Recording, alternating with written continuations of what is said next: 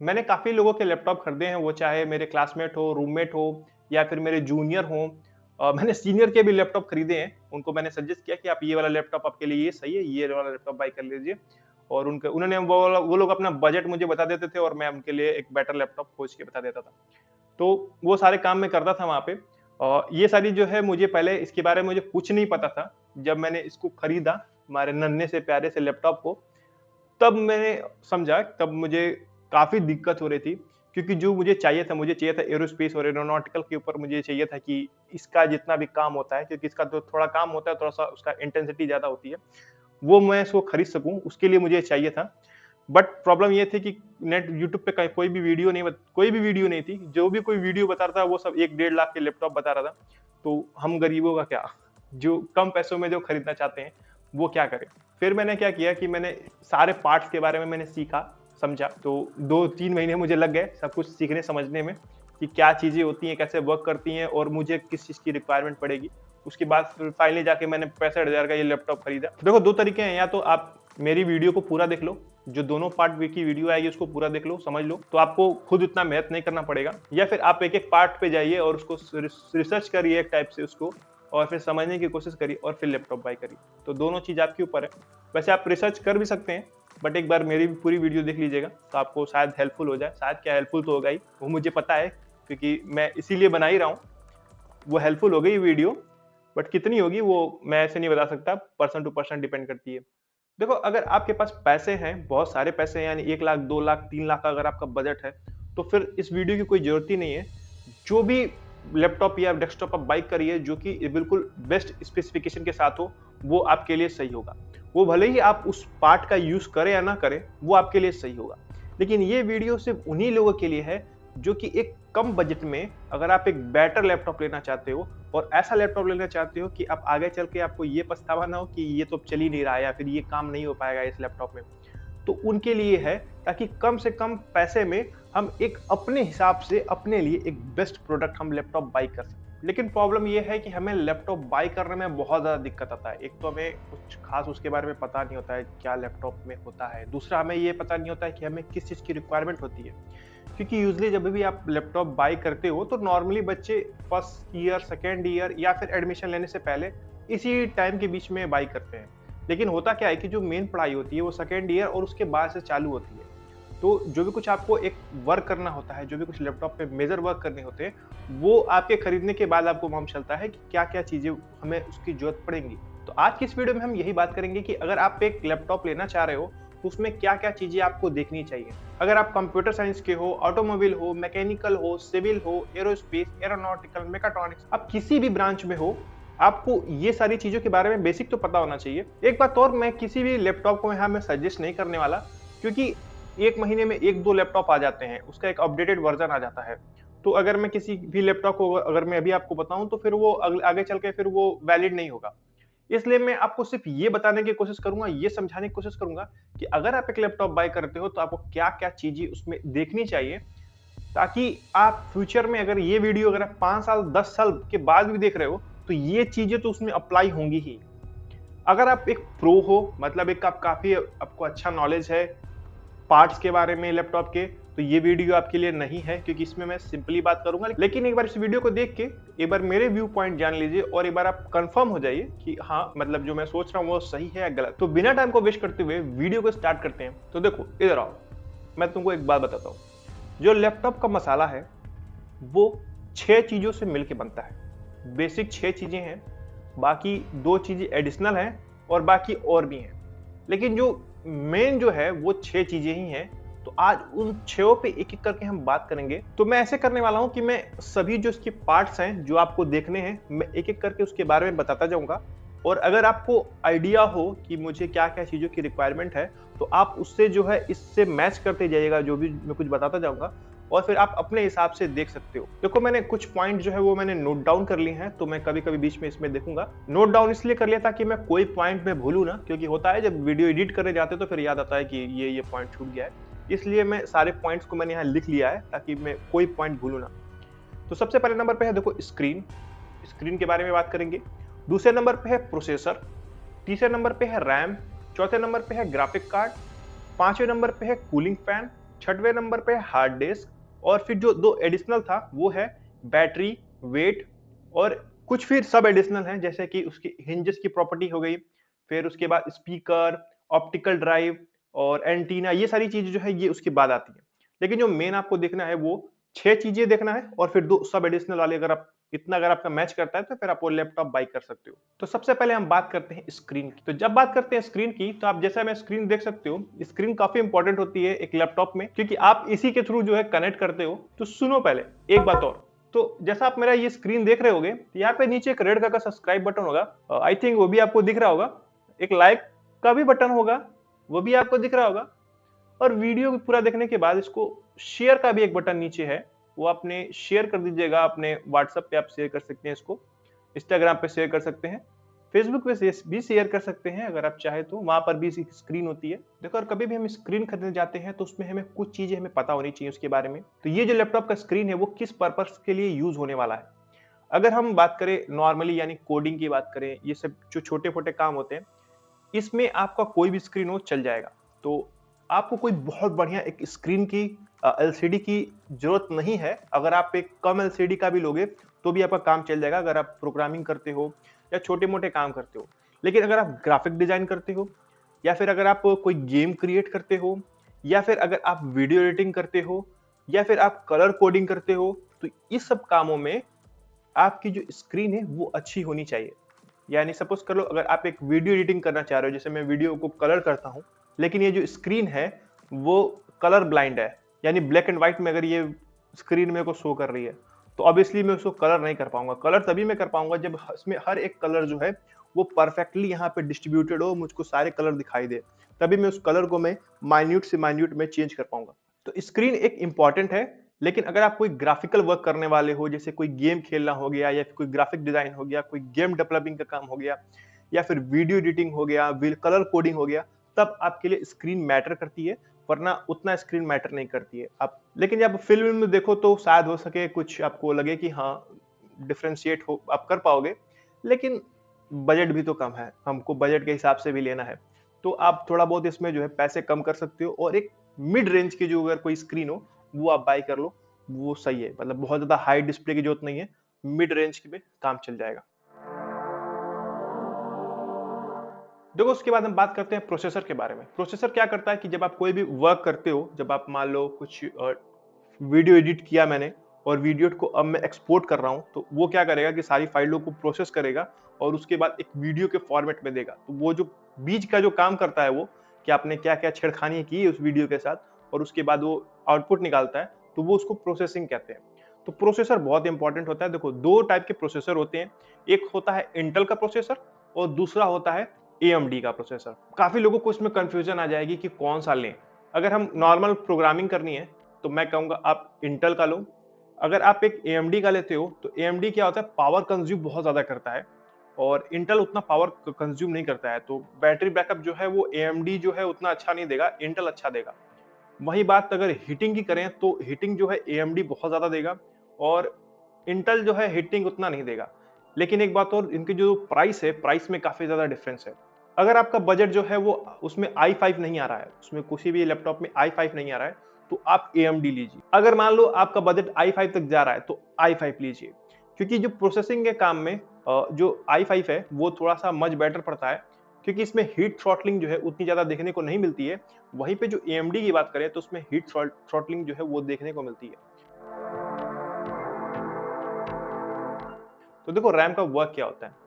RAM क्या करता है कि चीजों को अपने में स्टोर करता है और उसके बाद आपको तुरंत देता है। यानी ये एक लंबे टाइम की मेमोरी नहीं होती है, एक शॉर्ट मेमोरी होती है। जैसे मान लो कि ये जो मेरा क्रोम है वो खुला हुआ है, ये जो क्रोम है इसकी जो भी कुछ मैंने वर्क किया है, जो भी कुछ अभी चल रहा है इसमें, वो सब जो है रैम में स्टोर होता है। और जब मैं इसको दोबारा खोलूंगा तो फिर वो रैम से जो है फिर से वो खुल जाएगा। यानी मुझको बार बार जो है इसको ओपन नहीं करना पड़ेगा। ये क्रोम तो मैंने एक छोटा एग्जांपल दे दिया। अगर मैं बात करूं, जैसे एनसिस की बात हो गई, सॉलिड वर्क बात हो गई, कैटिया की बात हो गई, बार बार आप जो है स्विच नहीं कर पाओगे अगर आपके पास अच्छा रैम नहीं है। अब रैम कैसे बेटर खरीदें, ये बात आती है। तो रैम में देखो, रैम में 3 टाइप के बेसिकली अभी इस मार्केट में अवेलेबल है। DDR3, DDR4 और DDR5। DDR3 जो है एक आउटडेटेड हो गया है, मैं कहूंगा एटलीस्ट आप DDR4 लो। और अगर उसमें DDR4 के साथ जो है DDR5 का भी स्लॉट दिया हुआ है तो एक सोने पे सुहागा, या DDR5 अगर आप ले लेते हो तो वो और अच्छा है।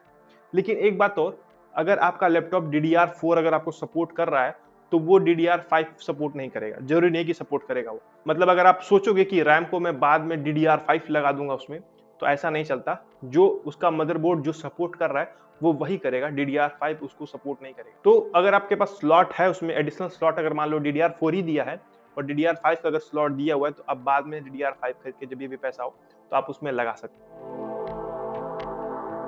तो ग्राफिक कार्ड देखो दो टाइप की होती हैं, एक वो जो कि आपके साथ इंटीग्रेटेड होती हैं, यानी उसमें लग के आई हुई होती हैं, और दूसरी वो जो कि वो अलग से लगी हुई होती है, उसमें अलग स्लॉट होता है और वो लगी रहती है। तो जैसे मेरे पास इसमें दो ग्राफिक कार्ड है, एक तो है इसमें जो इंटीग्रेटेड है और दूसरा है NVIDIA GeForce GTX 1050 Ti का इसमें लगा हुआ है। अगर आप एक नॉर्मल काम करते हो जिसमें आप इसका यूज नहीं करने वाले, तो ये कुछ 10, 15, 20 हजार के आसपास जो है वो ग्राफिक कार्ड आपका पड़ जाएगा। तो उतना महंगा जो है वो लैपटॉप फिर कोई आपका काम का नहीं है। उससे अच्छा अगर आप ग्राफिक कार्ड मत लो, अगर स्लॉट दिया हुआ है, सपोज करो स्लॉट दिया हुआ है उसका, बट ग्राफिक कार्ड उसमें नहीं दिया हुआ है, तो उसको ले लो। जब फ्यूचर में कभी भी आप अपग्रेड करना चाहो तो उसमें ग्राफिक कार्ड खरीद के उसमें लगा देना। आपका 10,000 15,000 जो भी कुछ उसका कॉस्ट होगा ग्राफिक कार्ड का, वो उतना जो है आपका कम हो जाएगा। तो आप कम पैसे में अभी के टाइम पे एक अच्छा लैपटॉप बाई कर पाओगे। जो एसएसडी है वो एक नई टेक्नोलॉजी है, तो वो अब इसलिए वो बहुत ज्यादा फास्ट है। अगर हम उसको हार्ड डिस्क से कंपेयर करें तो एसएसडी बहुत ज्यादा फास्ट पड़ेगी। तो ये तो बात हो गई। एसएसडी में भी जो है ना कलर कोड से आता है, जैसे ग्रीन हो गया, रेड हो गया, ब्लू हो गया, तो उसमें जो स्पीड होती है वो वेरी करती है, यानी रीड और राइट की जो स्पीड होती है वो वेरी करती है। तो आप जो है मतलब उसको देख सकते हो, अगर ग्रीन वाला लोगे तो सस्ता पड़ेगा, थोड़ा सा हैवी स्पीड वाला लोगे तो महंगा पड़ेगा। ये तो मतलब बात हो गई, आप उसमें चेक कर सकते हो कि क्या चीज उसमें दे रहा है। एसएसडी अगर आप बाय कर रहे हो तो कितना स्टोरेज आपको चाहिए। देखो लैपटॉप कई टाइप्स के आते हैं। सबसे पहला एक आता है जिसमें कम एसएसडी होती है, यानी 256 जीबी की आ गई एसएसडी। दूसरा होता है जो 500 जीबी के आसपास एसएसडी होती है, 512 या जितने भी जीबी की हो। एक आता है जिसमें एक सिर्फ हार्ड ड्राइव होगी, एक और बाकी जो लैपटॉप होते हैं वो हाइब्रिड होते हैं, जिसमें एसएसडी भी होगी और हार्ड ड्राइव भी होगी। तो मैं सजेस्ट करूंगा कि आप जिसमें एसएसडी भी हो और जिसमें हार्ड ड्राइव भी हो, वो एक वैल्यू फॉर मनी हो जाता है, क्योंकि जो भी कुछ प्रोसेसिंग का काम होता है वो एसएसडी संभाल लेता है। और आप अगर 500 जीबी की अगर एसएसडी लोगे तो काफी महंगी पड़ेगी। लेकिन अगर वही आप 500 जीबी में अगर आप देखें तो एक नॉर्मल जो है 250 की जीबी की एसएसडी लो और एक हार्ड डिस्क ले लो जो कि उसमें अटैच होती है, वो काफी सस्ता पड़ जाता है। तो मेरे लैपटॉप में 118 जीबी की वो है एसएसडी है, और 1 टीबी का जो है वो हार्ड डिस्क है। हार्ड डिस्क क्या करता है, फाइल स्टोर करने के लिए होता है, और एसएसडी जो है उसमें मतलब प्रोसेसिंग जितना सॉफ्टवेयर जो प्रोसेस करता है वो होता है। तो प्रोग्राम रन करने के लिए कितना स्पेस चाहिए होता है, तो मैं कहूंगा कि एटलीस्ट जो है आपके पास 150 जीबी का जो एसएसडी हो, एटलीस्ट 150 जीबी का हो। 150 जीबी से अगर कम एसएसडी हो तो उसे आप मत लीजिएगा, क्योंकि प्रॉब्लम ये आती है कि एक तो आप स्टोर कर लिए, ऊपर से प्रोग्राम को रन करने के लिए भी स्पेस चाहिए होता है। तो अगर मैं पूरा रन कर दूं तो वो बहुत मुश्किल हो जाएगा। अभी मेरे में देखो, मेरे में 15.8 जीबी खाली है, बाकी सब मैंने सब कुछ डिलीट कर दिया है। मैंने बिल्कुल अप टू डेट रहता हूँ, उसके बाद भी मेरे में सिर्फ 15.8 जीबी खाली है। तो थोड़ा मैं सॉफ्टवेयर जो है वो कई सारे यूज करता हूँ, वो मैं आपको नेक्स्ट वीडियो में बताऊंगा कि मैं कौन कौन से सॉफ्टवेयर यूज करता हूँ। बट मैं काफी सारे सॉफ्टवेयर यूज करता हूँ, उसकी वजह से जो है मैं इसको खाली नहीं रख पा रहा हूँ। तो मुझे इसे बाद में अपग्रेड करना पड़ेगा। तो होपफुली आपको ये बात समझ में आ गई होगी कि कितने जीबी और एसएसडी क्या होता है और कितने जीबी जो है आपको एसएसडी चाहिए।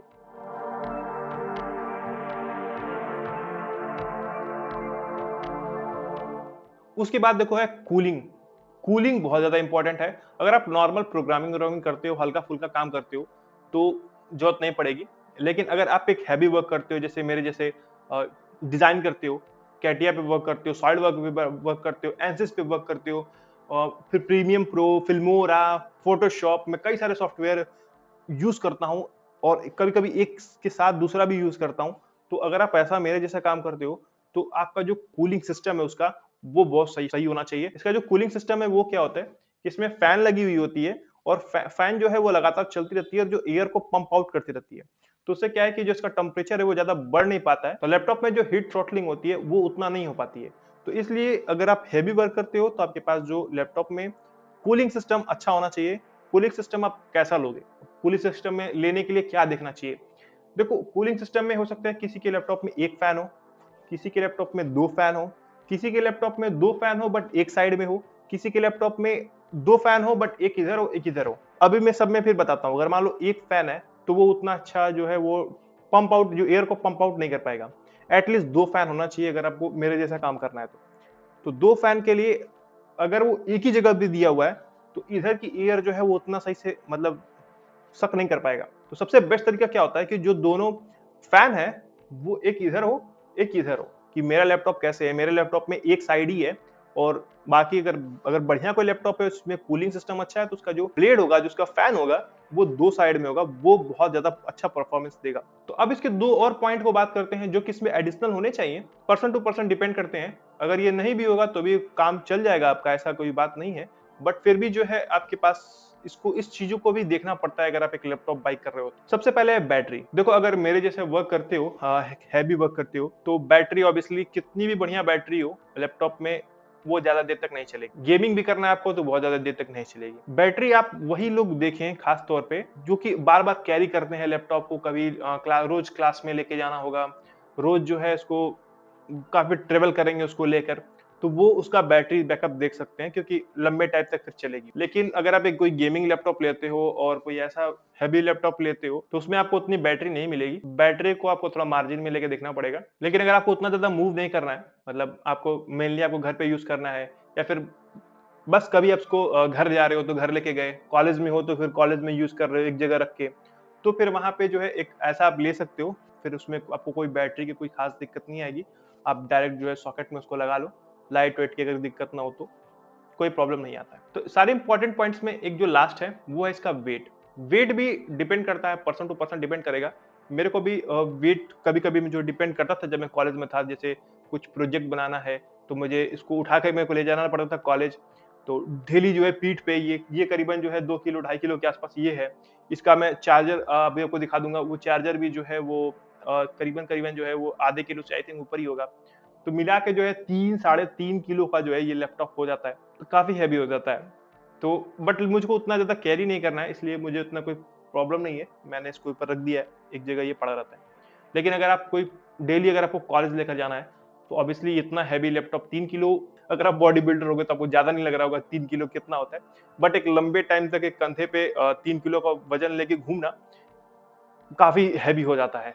कुछ टाइम के बाद आपको एहसास होने लगेगा हैवी होने का इसका। शुरुआती में जोश में नहीं एहसास होगा, जब नया रहेगा तो नहीं मालूम चलेगा, लेकिन जैसे जैसे लैपटॉप पुराना होगा और एज ये कैजुअल होता जाएगा, उतना वैसे वैसे जो है आपका वेट जो है इसका एहसास आपको होता जाएगा। उसके बाद कुछ और भी एडिशनल पॉइंट्स है जो कि आप देख सकते हो, जैसे कि इसके हिंजेस हो गए। हिंजेस का मतलब ये जो फोल्ड है, जिसको फोल्ड करते हैं, तो हिंजेस इसका कैसा है, अगर ये स्ट्रांग नहीं है तो टूटने का डर होता है। और वैसे दूसरे कंट्री में, अमेरिका अमेरिका में जो है इसको ऐसे चेक किया जाता है कि इसकी हिंजेस कैसी है। वो है कि इसको एक हाथ से खोला जाता है और अगर ये बिना उठे जो है, अभी देखिए उठ रहा है, ये बिना उठे जो है अगर ये लैपटॉप आपका खुल जाता है, तो उसको कहा जाता है कि उसका हिंज बहुत अच्छा है। बट देखो, मुझे ऐसे कोई मतलब नहीं है। सस्ता होना चाहिए लैपटॉप, दमदार होना चाहिए, मेरा काम होना चाहिए। अब वो चाहे 2 हाथ से खोलना पड़े या दोनों पैर और भी लगाना पड़े, मुझे उसकी प्रॉब्लम नहीं है मुझे उसका। बस लैपटॉप कम कॉस्ट में अच्छा होना चाहिए। और एक बात और, कितना भी आप अच्छा हिंजेस ले लो, अगर आप उसको संभाल के नहीं रखते हो तो वो टूट ही जाएगा। तो इस पे भी डिपेंड करता है कि आप उसको कैसे कैरी करते हो, आप उसको कैसे संभालते हो। तो एक बात मैं और आपसे कहूंगा कि जैसे कुछ हिंजेस जो होते हैं वो बिल्कुल साइड साइड में होते हैं, यहाँ पे होते हैं और यहाँ पे होते हैं। दिखने में वो काफी अच्छा लगता है लैपटॉप, बट वैसे हिंजेस जो है उतने स्ट्रांग नहीं होते हैं।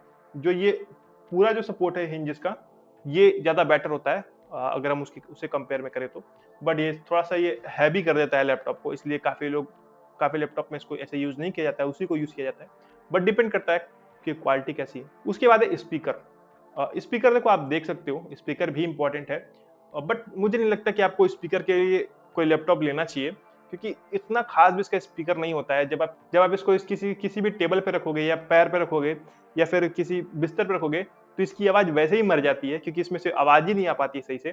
तो मुझे नहीं लगता कि आपको कोई लैपटॉप सिर्फ स्पीकर के लिए लेना चाहिए। अगर आप एक अच्छे स्पीकर वाला लैपटॉप लेते हो तो वो 4,000 5,000 10,000 तक उसका प्राइस जो है उसकी वजह से बढ़ जाएगा। लेकिन उससे अच्छा जो है 500 1000 रुपए का बढ़िया स्पीकर जो है अब बोट का है बढ़िया स्पीकर ले लीजिए और वो लगा दीजिए, वो 2-4 घर तक लोग परेशान हो जाएँगे और ये 4-5 हज़ार में इतना इसका कुछ मज़ा नहीं आएगा। अगर इससे भी थोड़ा आपको अच्छा चाहिए तो आप ईयरफ़ोन ले सकते हो, ईयरफ़ोन में आप आराम से सुनो, अकेले सुनोगे। लैपटॉप के साथ-साथ आप मोबाइल में भी कनेक्ट कर सकते हो और कहीं भी ले भी जा सकते हो। तो सिर्फ़ एक अच्छे स्पीकर के लिए जो है लैपटॉप मत खरीदिएगा, स्पीकर उतना इम्पोर्टेंट नहीं। उसके बाद है देखिए ऑप्टिकल ड्राइव। ऑप्टिकल ड्राइव क्या होता है जिसमें सीडी-वीडी पहले डाल के रोल-वोल कराते थे। अब वो ज़माना खत्म हो गया है, अब पेन ड्राइव का यूज़ करते हैं।